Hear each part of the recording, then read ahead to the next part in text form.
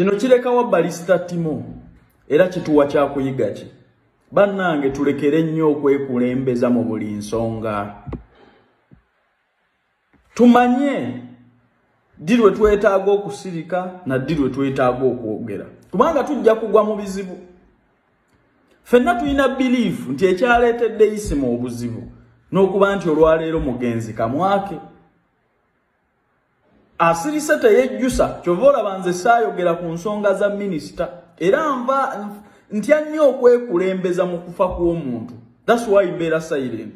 Gwe tolowooza nti nze abafa mba sibamanyi. Ne lwaki olowooza mba silent?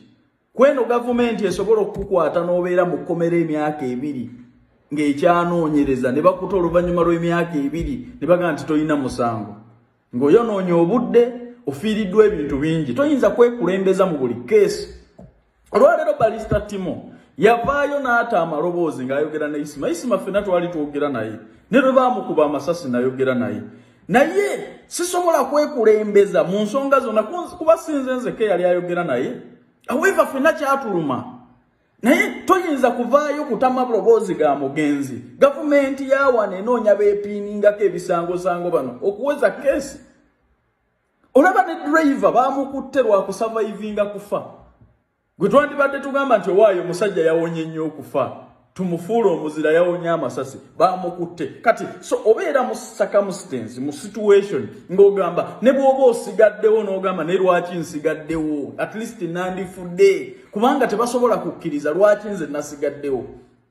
Tosobola kwekulembeza kubanga kati wakulyetinze ebibuuzo. I called Barista Timo. Ne nkugamba sirika. N'ogaana. Tosobola kwekulembeza mu nsonga ng'eno nga bakyanoonya baani be bateekako omusango guno. Gw'okakasa otya essimu enanga gye yabadde eyogerako nti eyasembyeyo okubira omugenzi gw'okakasa otya nti yabadde yiyo. Ekyokubiri, kiki ekyakuddusiza mu Uganda amangu ng'omuntu baakamutta n'obuukingirawo n'ofuluma nga gwe yabadde kurooza ennyo naye? Olaba naffe gw'obadde olowooza tusinga okwogera ne Isima ku daily basis. Lwaki tukyaliwo? Lwaki twagenda ku ssiini ne tugenda ne mu kuziika? Gwe kibadde kikwatako kitya okubuukingirawo dduka eggwanga wajja ku mission eyo. So bino ebibuuzo bye wakulyetinze. Ate nkubuulira Barista nakubira ne nkugamba weegendereze yogera ebintu bitono osobola okutandika bulungi ne n'omaliriza bubi eyo internet. Olwalira abasajja bano basobola okuteekako ogusango ne batoogera ne bagamba omwana ono yava ebweru n'ajja wano yagamba yabadde akubira Isima kye kyamuddusiza okugenda. Bw'oba tomanyi ku keesi, bw'oba toli victim, bw'oba toli suspect, kye kikuddusa. Ndowooza twandibadde mu kunyolwa wamu n'ojja mu kuziika kuba Brunoke yalina meeting ne Isima olunaku olwo. Naye olaba twali naye kuva ku ssiini gye baamukubira amasasi paka mu kuziika nga tuli n'abalala bangi. Isima all access abadde ayogera na buli omu. Olwaleero bw'ogamba nti abantu batama loboozi ga Isima all access internet ejjula. However ekyo tekiri professional. Tubadde twogera naye nga byamera bijja kusigala nga biki byama. Ne weekulembeza otyo otandike n'okutama loboozi g'abagenzi. Bannange ebintu bino tubiyigiremu. Tukyafiirwa nnyo abantu bangi ne future nnyingi bwe tuba tetuyize okwekulembeza. That's why nze mbeera silent naddala mu nsonga z'okufa kw'abantu. Wabaawo abanyolwa, wabaawo abawulira obubi, kati bwe weekulembeza osobola okubeera victim. Nze nkubuulira bino bye kulembeza mu buli nsonga ojja kusookayo omugenzi emagombe. Nkiddamu bye kulembeza mu buli nsonga n'osanyukira afudde n'owa obujulizi kwafudde ne weefula ategedde nnyo omuntu afudde ojja kumusooka emagombe. Bamuziike nga tebannakuziika. Bwe ziba ensonga ezaakubya Isima zaali za minisita yamusooka emagombe minisita akyali ku nsi. Kati okwekulembeza mu buli nsonga tukiyige nnyo nti ojja kusooka omulambo emagombe. Ng'oyogera oli yafudde kusekeeterera omulambo bakuziike nga tegunnava ku nsi. Osegedde. So tubeere bakkakkamu tumanye kkomo tumanye we tukoma naddi lwe tulina okusirikamu. Tuleke kwekulembeza na kunoonya likes ku buli kimu. Tujja kugenda n'ensi. Barista, you're my brother. Olwaleero wakulyetinze ebibuuzo. Gw'okakasa otya nti gwe yasembayo okubira Isima, gwe yali awodinze essimu ye, abaali bakubira Isima obamanyi.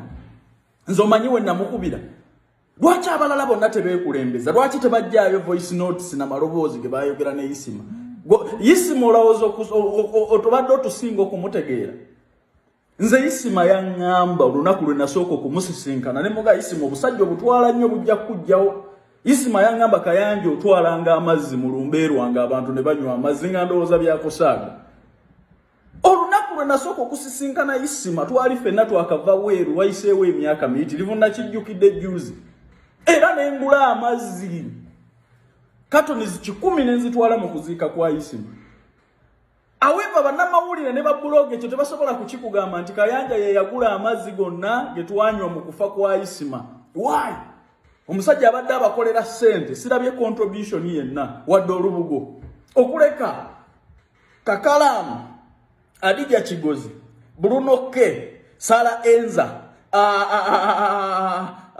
Final Channel Zanero ndowooza be babulooga benjukira abacontribute nze naye abasigadde sirabye wadde olubugo omusajja yaŋŋamba akyali mulamu naŋŋamba Kayanja nzize mu Uganda nzize ku ground ne mugamba nange naakadda naye abasajja tebaatutwale nagaabwe nkusookanga okufa ogulira abantu abakungubaza amazzi nagagula kweti 10 abantu ne banywa amazzi nenkakasa nti Isima agenze n'ebyo bye twayogerako mbikoze kati bwe weekulembeza mu buli mbeera wali owuliddeko nga nvuddeyo gamba nti Isima yaŋŋamba ngula amazzi aweba bino babulooga tebajja kukubikulaga musajja bamukozeemu ssente nga mulamu bamukozeemu ssente nga mulamu amaze mukola muse tebaleese wadde olubugo walaba aziika wadde n'olubugo kyobola ngamba ne bookolagana nabo mu nsi eno nabo kintu kikulu nnyo twabonaabona n'amazzi n'Adija Kigozi nga tugaina naye nga babulooga batuyitako buyisi teri ayinza n'agamba nti kamba situlireko akakatoni neno yamala gakwatamu n'agamba nti Kayanja amazzi gano tugatwale wagataddemu essente toyinza ate kusitula mazzi